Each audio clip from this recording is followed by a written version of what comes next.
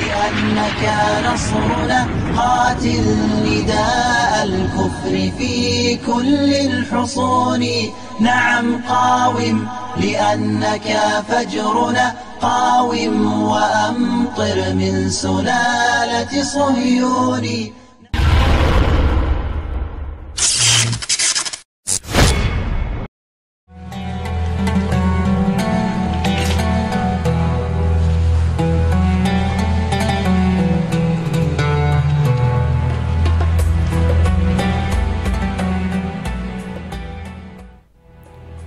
Assalamualaikum warahmatullahi wabarakatuh. Surga adalah tempat di mana semua keindahan, kenikmatan, dan kenyamanan ada. Tempat di mana suatu kebahagiaan yang kekal atau abadi, yang hanya dihuni dan Allah sediakan bagi hamba-hambanya yang taat kepadanya selama hidup di dunia. Semua orang mendambakan akan surga, karena di sanalah segala kenikmatan Allah diberikan kepada seluruh penghuni surga. Suatu kenikmatan yang tidak bisa tergambarkan oleh akal pikiran manusia. Namun, surga hanya Allah sediakan bagi hamba-hambanya yang beriman dan takwa kepada Allah Subhanahu wa Ta'ala. Sebagaimana Allah berfirman dalam sebuah hadis qudsi, "Aku telah siapkan untuk hambaku yang solih kenikmatan surga yang tidak pernah dilihat mata, yang tidak pernah didengar telinga, dan tidak pernah terbetik di dalam hati manusia.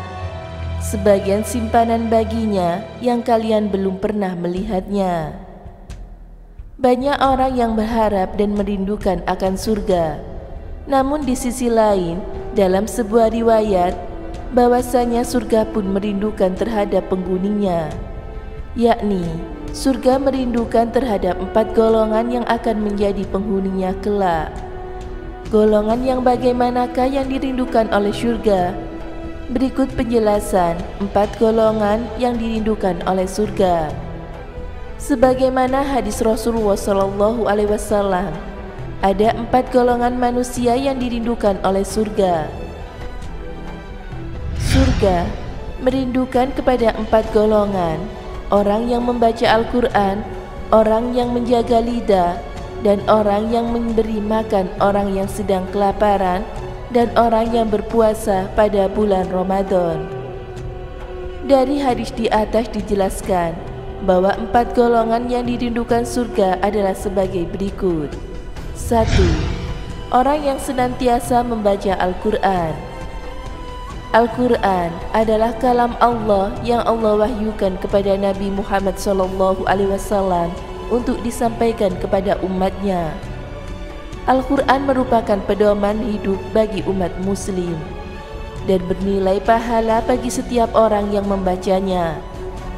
Dari setiap huruf yang dibacanya, Allah berikan 10 kebaikan.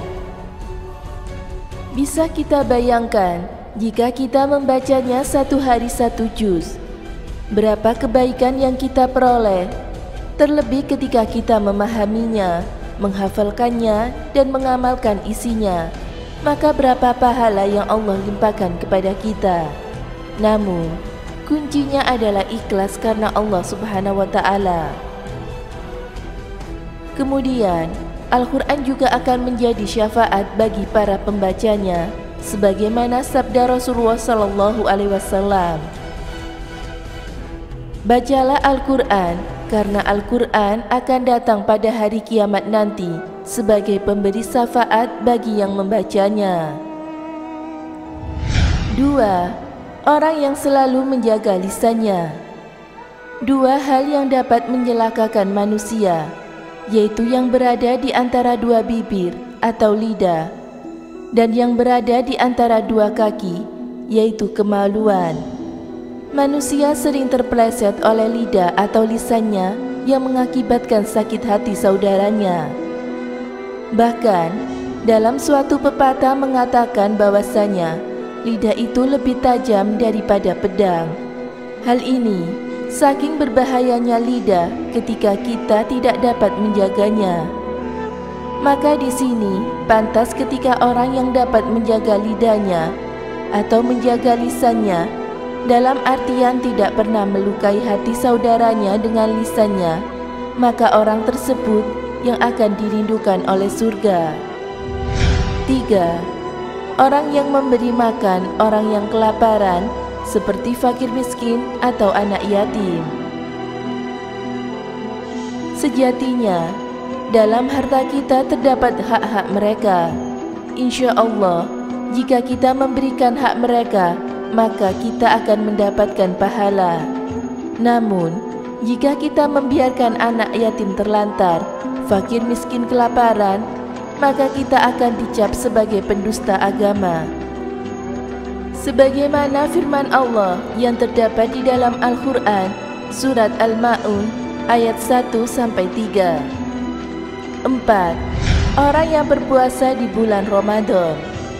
Puasa di bulan Ramadan merupakan salah satu rukun Islam, yakni salah satu yang menjadi tegaknya keislaman seseorang. Berpuasa bukan hanya menahan kita tidak makan dan minum saja, melainkan menjaga panca indera kita serta syahwat kita untuk tidak melakukan hal-hal kejelekan. Orang yang berpuasa cenderung bisa lebih menahan diri, baik itu pandangannya, syahwatnya, lisannya, bahkan perbuatan-perbuatannya, karena takut membatalkan puasa. Dan orang yang berpuasa di bulan Ramadan, sebagaimana firman Allah, yakni dapat meningkatkan ketakwaan kepada Allah Subhanahu wa Ta'ala. Itulah keempat golongan yang dirindukan oleh surga. Oleh karena itu, mari kita senantiasa berlomba-lomba untuk meraih ridha Allah serta menjadi orang yang kelak dirindukan oleh surga. Karena sesungguhnya kenikmatan yang kekal dan abadi serta kenikmatan yang amat dan tidak akan ditemukan di dunia adalah kenikmatan syurga yang Allah berikan kepada hambanya yang beriman dan bertakwa. Semoga kita menjadi salah satunya yang akan mempenghuni surga tersebut. Amin. Semoga bermanfaat. Wallahu a'lam bishawab.